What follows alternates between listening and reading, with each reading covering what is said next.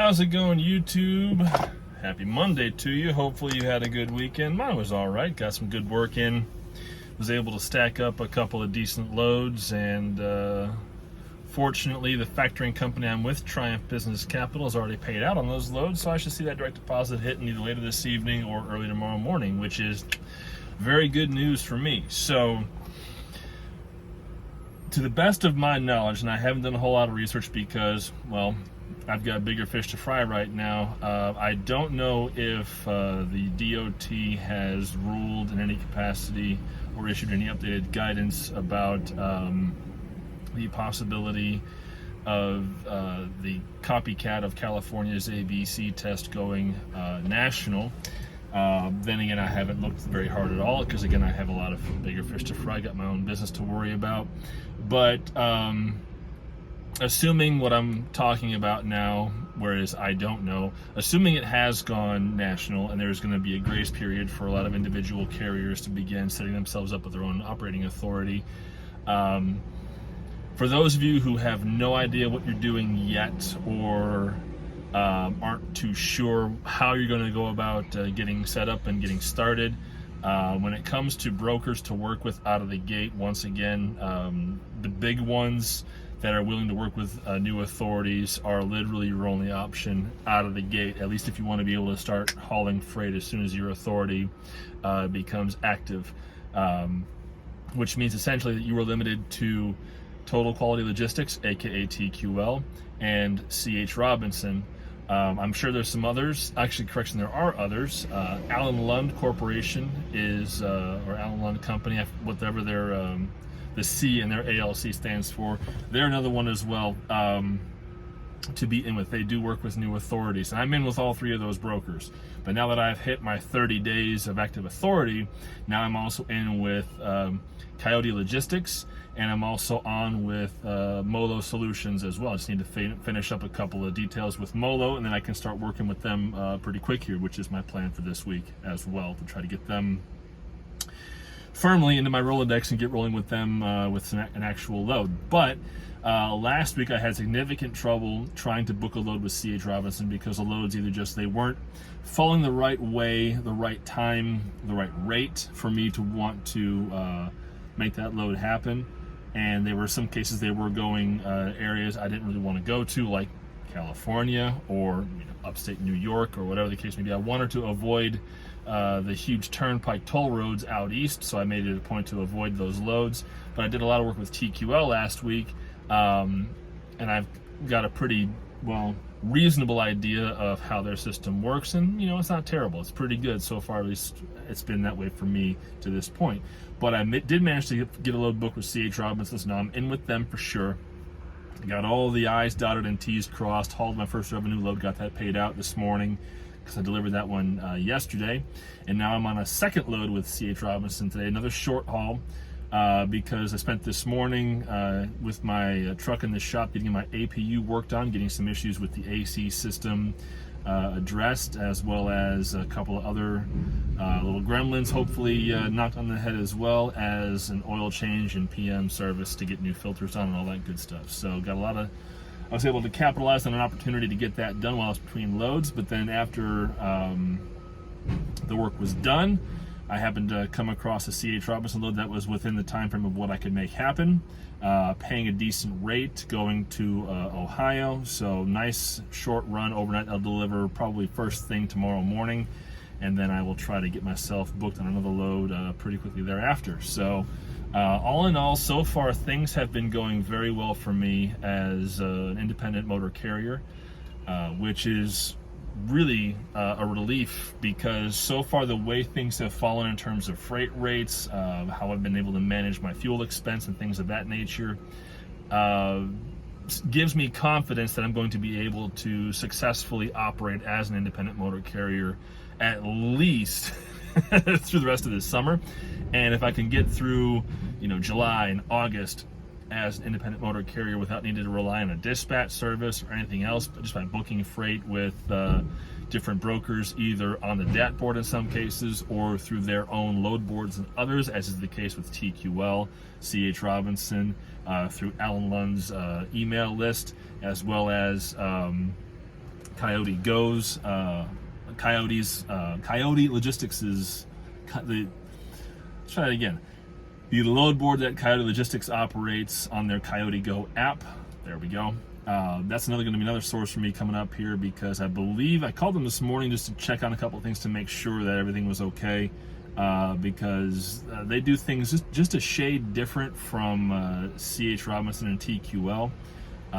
So it is important to make sure you've got everything lined up with them before you try to book a load and they end up getting rejected, saying, yeah, you don't meet requirements or whatever else like that. So it appears that I'm in good with them now, at least according to the app, but of course I'll be looking to double check with them just to make sure and follow up so that I'm on the safe side when I go to look for freight tomorrow. I have another load board that I can look at that is coming from the broker directly. Now, here is the catch that you need to be aware of when you're looking at these different brokers as you're starting out.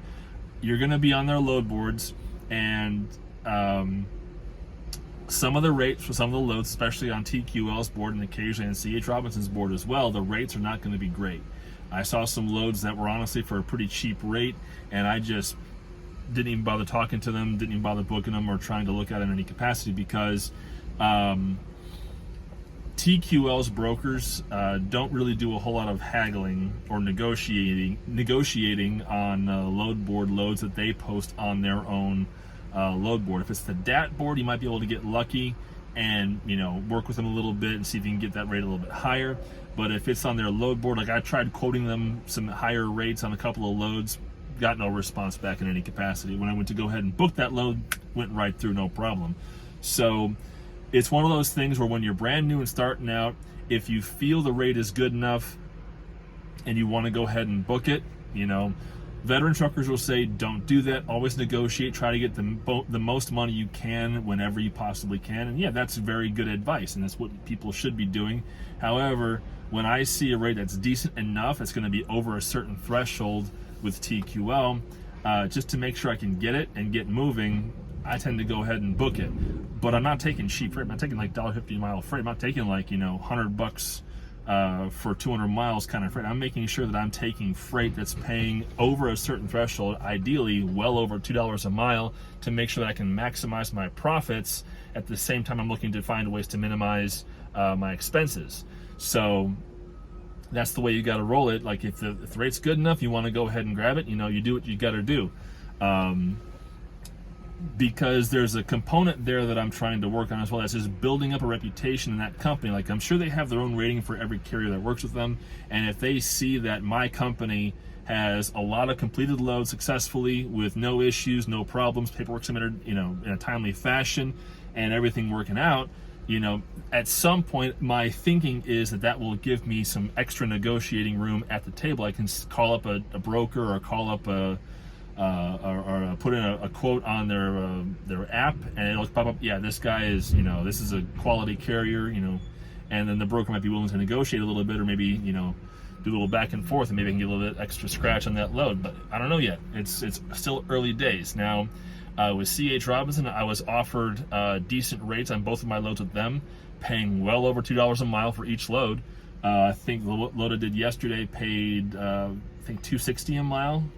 So it was a really good load, at least in terms on a per mile basis. It was a short load, so it wasn't a big value load, but I also took that load because it was going to let me stack up some hours, and get some hours rolled off of my 70, so I can get those back. No, correction. It'll let me recap. There it is. It'll let me recap a few hours, so that now I have more flexibility going into this week, because early last week I had some downtime while I was getting things sorted out and making sure I was on point with my factoring and things of that nature. So burned a lot of hours last weekend running pretty hard, and kind of took a bit of a breather last Monday, Tuesday, only ran a few hours each day. So now I want to make sure that, going into the rest of this week, leading into the 4th of July holiday, I can actually go ahead and work all the way up through this coming Friday or this coming Saturday, then go ahead and head on home for the holiday and get back on the road sometime probably next Wednesday or Thursday, depending on, when I decide to go back to work, as it were. But things are otherwise going pretty good. I like how things are rolling. I like being in control of what I'm doing and how I'm doing it. I'm getting in the habit and the system of how to get my paperwork in a quick fashion. I'm learning how to do the scanning I need to do to get the documents submitted, and I'm also making sure that I preserve all of my documents so that if I need to either rescan them or send in new copies, I've got those documents on hand with the broker's internal load numbering system. So I just, okay, you need this load, boom, here's the documents, off it goes. You know, there we go, taking care of business. So, yeah. I keep looking outside there because I'm getting loaded up right now for this load for C.H. Robinson that I'll deliver tomorrow morning. Only a couple of 100 miles, but they're paying over 600 on it. So it's going to be, I think, all said and done, I will clear either just over or just under $3 a mile on this load for a bit of overnight work, as it were. And then I can get right back on my next load tomorrow pretty quickly, at least in theory. We'll see what actually happens. So I got to get to this receiver, get unloaded, because it's a first come first serve situation. So I'm holding off on booking freight for the moment just to make sure that if I can get to that receiver and get unloaded first thing. All right, while they're unloading me, boom, boom, boom, booking freight, getting things going, and then on to the next pickup and just keep things moving from there. If it's a bit of a wait, or there might be some issues somewhere, or there's a delay, or something else happens. Okay, I'm not on the hook for the next load. There's some breathing room here. I can adapt and flex as I need to make sure that my customers' needs are being met, that the freight I have on the truck is being offloaded, and there's no stress on the dock workers to get their job done faster. We want to put extra stress on them sometimes to get them moving because we want to go somewhere else, but got to be polite to them because unhappy dock workers tend to, they can be more, shall we say, accident prone. Last thing you need is a hole in your trailer. But anyway, yeah, things are looking pretty good. I like where it's at.